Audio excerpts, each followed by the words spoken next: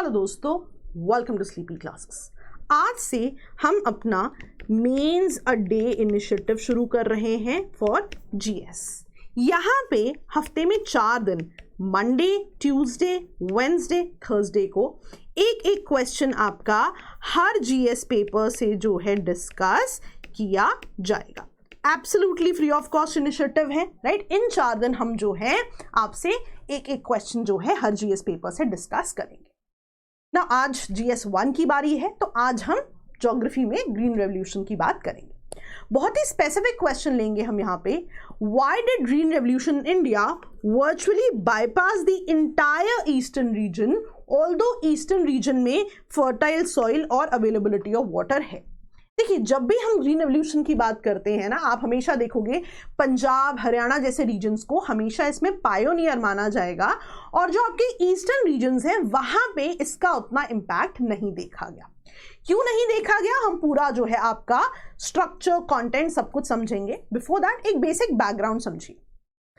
भारत आजाद हो चुका है, बहुत सारी आपकी जनता जो है एग्रीकल्चर पर डिपेंडेंट है, पर ऐसा नहीं है कि एग्रीकल्चर में बहुत टेक एग्जिस्ट कर रहा है। एग्रीकल्चर जो है आज भी आप देखते हैं मॉनसून पे कितना डिपेंडेंट है। तो बेसिकली इंडिया जो है बहुत ही ज्यादा डिपेंडेंट है इंपोर्ट्स पे, राइट। और इंपोर्ट्स में एक जो सिग्निफिकेंट अग्रीमेंट यहाँ पे मेंशन करना जरूरी है, राइट, PL 480, जिसके अंतर्गत जो है यूएस से इंडिया जो है इंपोर्ट्स ले रहा है। अब ये जो इश्यूज है, of course they need to be resolved. तो यस, सरकार इस पे काम करती है। आप इवेंचुअली पढ़ेंगे, आप इको में प्लान्स भी पढ़ते हैं, 5 ईयर प्लान्स, और आप देखेंगे कि एग्रीकल्चर में इन्वेस्टमेंट जो है बढ़ती जाती है विद टाइम। ऑल्सो आप देखेंगे कि बहुत सारी स्कीम्स भी लॉन्च होती हैं, for example intensive area development programme, right. बहुत ज्यादा यहाँ पे टेक पे भी फोकस शुरू हो चुका है। तो yes, India is actually working on the entire process कि हम जो हैं फूड सिक्योरिटी में या जो फूड ग्रेन्स की बात करें सेल्फ सफिशिएंट जो है हो जाए। यहाँ पे आपका जो सिग्निफिकेंट टॉपिक है दैट इज ग्रीन रेवोल्यूशन। अब ग्रीन रेवोल्यूशन बेसिकली कहीं ना कहीं टेक्नोलॉजिकल एडवांसमेंट्स लेके आता है in the field of agriculture, right. यहाँ पे ये हाई यील्डिंग वैरायटी सीड्स जो है लेके आता है। अब हाई यील्डिंग वैरायटी सीड से क्या होगा, ऑफ कोर्स आपकी प्रोडक्टिविटी बढ़ेगी, बट ऑल्सो अब जो है फसल भी, जो पूरा क्रॉप साइकिल है वो भी इवेंचुअली जो है थोड़ा तेज हो जाता है ना। You start having 2 crops a year, अगर मैं एग्जाम्पल की तरह लेने की कोशिश करूं। प्लस इरिगेशन पे भी बहुत ही ज्यादा फोकस है कि इस पूरे मैकेनिज्म को एग्जीक्यूट करने के लिए irrigation is very important component. Plus आप देखोगे यहाँ पे आप फर्टिलाइजर्स जो हैं, जो केमिकल फर्टिलाइजर्स हैं, उनका भी यूटिलाइजेशन बहुत ज्यादा शुरू कर देते हैं, राइट। अब यहां पे क्यों इस पूरी ग्रीन रेवोल्यूशन की बात आ रही है, इसका एक बहुत इंपॉर्टेंट रीजन है PL 480। Of course the background is important, but PL 480 यहां पे बहुत सिग्निफिकेंट है। क्यों? बिकॉज एक समय ऐसा आया कि यूएस का जो सपोर्ट था इन टर्म्स ऑफ PL 480 वो जो है डगमगा गया। सो अगेन ग्रीन रेवोल्यूशन की सिग्निफिकेंस और ज्यादा बढ़ गई, क्योंकि हमें जो है सेल्फ सफिशिएंसी की तरफ एक कदम बढ़ाना है। सो नाउ हम जो है एग्रीकल्चर में आगे बढ़ना चाहते हैं। Green revolution as a step है हमारे पास 3 हमारे पास इंपॉर्टेंट पैरामीटर्स है ना। इनमें से एक बहुत इंपॉर्टेंट पैरामीटर है इरिगेशन। अब जब सरकार को इस पे काम करना है तो ऐसे रीजन्स को प्रायोरिटाइज किया गया जहां पे इरिगेशन फैसिलिटीज ऑलरेडी बहुत ज्यादा जो है बढ़िया थी, जो कि पंजाब हरियाणा वाले रीजन्स में बहुत ही ज्यादा थी। इसीलिए यहां इनको चूज किया गया कि यहां पे जो है इन चीजों पे काम किया जाएगा, और इसीलिए ये रीजन्स पायोनियर्स की तरफ बढ़ गए, राइट। और इवेंचुअली आप देखोगे और भी रीजन्स रहेंगे कि ईस्टर्न सेक्शन जो है उसको बहुत ज्यादा जो है ग्रीन रेवोल्यूशन का फायदा जो है नहीं मिल पाया ना। दिस डजंट मीन कि आज के टाइम में भी यहाँ पे प्रोडक्टिविटी नहीं है। आप देखेंगे वेस्ट बंगाल की बात करें तो राइस प्रोडक्शन में तो कितना ज्यादा आगे है। तो हम एक स्पेसिफिक टाइम पीरियड की बात कर रहे हैं यहाँ पे, और एक स्पेसिफिक सेट ऑफ कारणों की कि क्यों ईस्टर्न रीजन्स में जो है ये चीज आगे नहीं बढ़ पाई, राइट। तो जब भी आप इस क्वेश्चन का स्ट्रक्चर इमेजिन करेंगे, आपने बेसिकली एक होलिस्टिक आंसर लिखना है। तो शुरू तो चलिए आप ऐसे ही करेंगे कि ग्रीन रेवोल्यूशन के बारे में लिख देंगे, लेकिन you will when you write that why are there certain reasons, क्यों कुछ रीजन्स को इन्होंने बाईपास किया, आप ये भी लिखेंगे कि आज जो है कुछ रीजन्स में सक्सेस स्टोरीज भी है, राइट। हम अपने आंसर को एनहांस करेंगे, कंटेंट को रिच करेंगे, यही हमने यहां पर सीखना है। And then we'll write the basic conclusion, ठीक है। अब इतनी कहानी के बाद लेट्स स्टार्ट द क्वेश्चन। अब ग्रीन रेवोल्यूशन की बात करें तो आप लिखेंगे कि it was a period of agriculture growth, right. आप एग्रीकल्चर टेक की बात करेंगे, आज आप HYV सीड्स की बात करेंगे, केमिकल फर्टिलाइजर्स की बात करेंगे, इरिगेशन की भी बात करेंगे। तो एक बेसिक इंट्रो बनाना यहां पे वुड बी दीज पैरामीटर्स, है ना, व्हाट पीरियड वाज इट, या बेसिक पैरामीटर्स क्या थे, ठीक है। अब यहां पे अगर कुछ स्टूडेंट्स को अंग्रेजी लिखने में दिक्कत आ रही है, आप इसको पॉइंट फॉर्मेट में लिख लीजिए कि ग्रीन रेवोल्यूशन ऑलमोस्ट कौन से ईयर में आई थी और कौन से 3-4 इंपॉर्टेंट पैरामीटर्स थे। That is also perfectly alright. कई बार ना हम कॉन्शियस हो जाते हैं कि अंग्रेजी नहीं लिख पाएंगे, कोई बात नहीं, आप पॉइंट्स में लिख लीजिए, राइट। तो ये बेसिक इंट्रोडक्शन है ना। यहां पे हमने ये चीज समझी है जो मैंने आपको बताई कि पंजाब जैसे रीजन्स में ऑलरेडी इरिगेशन फैसिलिटी बढ़िया होने की वजह से वहां पे इसको काफी ज्यादा जो है आगे बढ़ने का मौका मिला ना, बिकॉज बहुत स्पेसिफिक कंडीशंस की जरूरत थी। तो barring few pockets the green revolution virtually bypass the eastern regions, although वहां पे फर्टाइल सॉइल भी थी, वाटर भी था। तो पहला रीजन तो जो बिल्कुल बेसिक है that is on the irrigation facilities, क्योंकि green revolution relied heavily on irrigation. तो पंजाब जैसे रीजन जहां इरिगेशन फैसिलिटीज डेवलप थी प्लस वाटर रिसोर्सेज भी थे, आपको पता भी है पंजाब को लैंड ऑफ 5 रिवर्स भी कहा जाता है, उनको चूज किया गया to participate in the green revolution. दूसरा, इनहेरेंट जो हिस्टोरिकल फैक्टर्स थे उनका भी यहां पे बहुत ज्यादा रोल रहा, जैसे कि पंजाब में महलवारी सिस्टम की बात हो रही है। महलवारी सिस्टम यानी कि इंडिविजुअल लैंड ओनरशिप। तो इंडिविजुअल लैंड ओनर्स के पास ज्यादा इंसेंटिव था कि वो एग्री टेक में, for example HYV seeds, chemical fertiliser, irrigation में इन्वेस्ट करें सो दैट उनकी प्रोडक्टिविटी बढ़े और उनकी जो इकोनॉमिक ग्रोथ है वो आगे बढ़े। ऑन द कॉन्ट्ररी जो ईस्टर्न रीजन्स है वहां पे आप देखोगे हमेशा से जमींदारी सिस्टम रहा है ना कुछ स्पेसिफिक रीजन्स में। तो जमींदारी सिस्टम ऑल्दो अबॉलिश तो हो गया, बट अबॉलिश होने के बाद भी आप देखोगे क्योंकि आप देखोगे सिंपल शब्दों में समझो तो जमींदार कहीं और रह रहे थे, जो उन पे काम कर रहे थे, जो पेजेंट्स थे, उनको पता ही नहीं था फॉर द लॉन्गेस्ट कि ऐसा कुछ हुआ भी है ना। एब्सेंटी लैंडलॉर्डिज्म हमेशा से ही था। प्लस आप देखोगे ट्रांसपेरेंसी भी नहीं थी, है ना। आप देखोगे कि बहुत बार जमींदार क्या करते थे, लैंड रिकॉर्ड्स को चेंज कर देते थे टू देयर एडवांटेज। तो अल्टीमेटली क्या हुआ कि बहुत ज्यादा जो लोग उन लैंड्स पे काम कर रहे थे उनके पास इंसेंटिव ही नहीं था as compare to the farmers in Punjab. Basically आपको एक कंपैरिजन देना है, राइट। तो कंपैरिजन के लिए इंस्टीट्यूशनल फैक्टर्स एक बहुत इंपॉर्टेंट रीजन जो है माना जाता है। प्लस आप देखोगे कि जो लैंड होल्डिंग्स थी, है ना, लैंड होल्डिंग्स जो थी बहुत ही ज्यादा बटी हुई थी, छोटे छोटे लैंड होल्डिंग्स थी इन द ईस्टर्न रीजन्स। अब ऑफ कोर्स इसका एक मेजर रीजन तो जमींदारी सिस्टम ही था कि बड़े बड़े जमींदार हैं, उन्होंने छोटे छोटे जो है होल्डिंग्स डिफरेंट जो है पेजेंट्स को दी हुई थी। प्लस इन रीजन्स में देखा गया क्योंकि पॉपुलेशन डेंसिटी भी बहुत ज्यादा थी, तो यहाँ पे एक फैमिली के आगे इतने सारे लोग होते थे कि उनमें जब ये जमीनें बटती थी बहुत थोड़ा थोड़ा पार्ट आ पाता था। इसको आप ऐसे भी देखो ना यार कि जो वेस्ट बंगाल वाले रीजन्स है वहां पे पोर्ट्स हैं, वहां पे अवेलेबिलिटी है जॉब्स की, so lot of people migrated to those regions as well.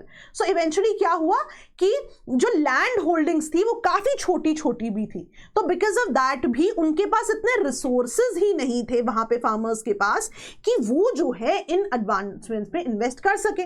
क्योंकि ये एडवांसमेंट्स जो है फ्री ऑफ कॉस्ट तो नहीं आ रही, पैसे तो लगेंगे ही।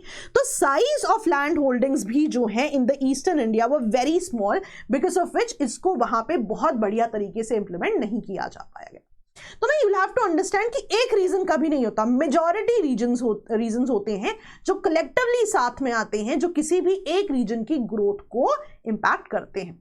अगेन कुछ नेचुरल रीजंस भी थे। फॉर एग्जांपल जब आप ईस्टर्न कोस्ट की बात करते हो तो आप देखते हो उड़ीसा की बात कर रहे थे, कितना ज्यादा साइक्लोन प्रोन एरिया है ना। सिमिलरली आप बिहार की बात कर लीजिए, कोसी रिवर का आपको पता है, जब हम उसे सौरो ऑफ बिहार कहते हैं कि वहां बहुत फ्लड आने की पॉसिबिलिटी है, तो हमेशा एक पॉसिबिलिटी थी कि क्रॉप डिस्ट्रक्शन या फिर फार्म डिस्ट्रेस एक प्रॉब्लम वहां पे एग्जिस्ट कर रहा था। तो नेचुरल रीजंस भी थे जिसकी वजह से जो है यहाँ पे जो है ग्रीन रेवोल्यूशन बहुत सक्सेसफुल नहीं हो पाया।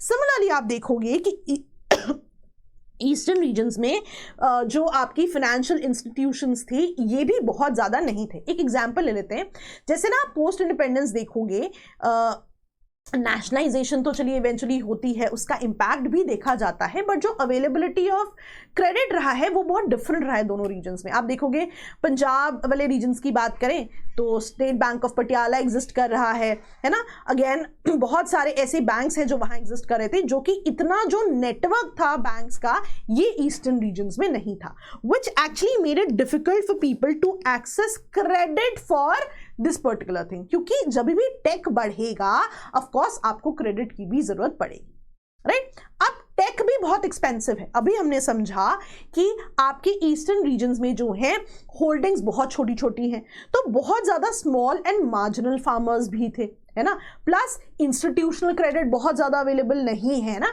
तो अल्टीमेटली क्या हुआ कि वहां के फार्मर्स इसको अफोर्ड ही नहीं कर पा रहे थे। रादर पंजाब में क्या था, बिकॉज लैंड होल्डिंग्स बड़ी थी, इंडिविजुअल फार्मर्स की ओनरशिप थी, वहां पे इस चीज को करना बहुत ज्यादा कंपैरिजन में आसान हो गया। सी इंक्लूजन धीरे धीरे आता है, राइट, लेकिन जो फैक्टर्स हैं जो लॉन्ग टर्म में इंपैक्ट करते हैं ये समझना जरूरी है, राइट। अब क्योंकि स्मॉल एंड मार्जिनल फार्मर्स बहुत ज्यादा थे तो वो यूजुअली सब्सिस्टेंस फार्मिंग करते थे। तो सब्सिस्टेंस फार्मिंग में क्या होगा कि उनका फोकस है सिर्फ अपना जीवन यापन करना, ना कि एक ब्रॉडर लेवल पे खेती करना। सो that was also a problem कि अगर अपना घर चल रहा है उस खेती से, हमें क्या करना है HYV सीड्स को यूज करके। That was a very important parameter. Again cropping pattern was also important. आप देखोगे इन रीजन्स में राइस या अदर लो वैल्यू क्रॉप्स हमेशा ही डोमिनेटेड रही हैं। और अगर आप राइस और व्हीट की बात करो ना, राइस ने थोड़ा सा लेट जो है रिस्पॉन्ड किया है टू दिस टेक्नोलॉजी, और जब तक ये हुआ तब तक पंजाब में व्हीट प्रोडक्शन जो है बहुत ही ज्यादा बढ़ चुकी थी। तो ऑफकोर्स वहां पे वेस्टर्न रीजन्स में एज इन जो आपके पंजाब वाले रीजन्स हैं वहां पे इनका इंपैक्ट ज्यादा हुआ। प्लस आप देखोगे कि land ownership rights of tribe cultivators was also problem. आप देखते हो ईस्टर्न साइड में बहुत ही ज्यादा ट्राइबल पॉपुलेशन है ना, तो ट्राइबल फार्मर्स भी होंगे। लैंड ओनरशिप राइट्स तो बहुत रीसेंट है, जो आप ये पूरा लेजिस्लेशन देखते हो, तो land ownership rights was a problem. Plus जो ऐसे ट्राइब्स थे जो रिमोट रीजन्स में रहते थे, they had no access to credit, they had no access to this information, so that was also a very important reason. Plus government policies भी हमेशा green revolution के लिए सपोर्टिव नहीं रही है ना, बहुत सारे पैरेलल इश्यूज भी तो चलते रहे हैं। आप देखेंगे कुछ ट्रैक्ट्स इन झारखंड है, वहां पे Naxalism has been an issue, है ना। सिमिलरली 1970s में जब आपकी इंडो पाक वॉर चल रही है, तो लॉट ऑफ रेफ्यूजीज जो है जब इंडिया में आते हैं तो आपकी जो प्रेफरेंसेस हैं वो डिवाइड हो जाती हैं। तो ऐसा नहीं था कि 100% सपोर्ट सिर्फ ग्रीन रेवोल्यूशन की तरफ है, जबकि आप पंजाब हरियाणा वाले रीजन्स में आएंगे तो काफी पुश है यहाँ पे एग्रीकल्चर के लिए, राइट। सिमिलरली आप देखिए in addition to these factors आप देखोगे ईस्टर्न रीजन्स में पॉवर्टी, इलिटरेसी, कास्ट डिस्क्रिमिनेशन भी एक बहुत बड़ा फैक्टर रहा। मैं आपको छोटा सा एग्जाम्पल देती हूँ, आप इसको सोशियोलॉजी में भी पढ़ते हैं कि लुधियाना के कुछ रीजन्स की केस स्टडी भी है कि जब वहां पे ग्रीन रेवोल्यूशन आया, सो लोग जो है आगे बढ़ने लग गए। जो मिडिल क्लास था, क्योंकि जो एग्री में जो है उससे जुड़ा हुआ था, वो जो है आगे बढ़ने लग गए। अपर क्लास ने जो है एडजस्ट भी किया यहाँ पे, है ना, एंड पीपल लोगों की इनकम बढ़ने लग गई। जो लोग मिडिल क्लास थे वो भी आगे बढ़ने लगे। तो बेसिकली जो आगे बढ़ने का स्टेप था वो काफी ज्यादा जो है सही साबित हुआ वहां की सोसाइटी को भी आगे बढ़ाने के लिए, जो चीज उस समय ईस्टर्न रीजन्स को नहीं मिली।